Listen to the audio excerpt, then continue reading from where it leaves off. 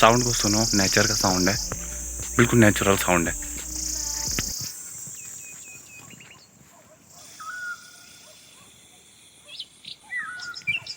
सितंबर के महीने में दिखता है खाली ये वाला साउंड हमें सुनाई देता है, एंड सुबह के टाइम में दिखता है कुछ ऐसा अक्टूबर के महीने में, सॉरी।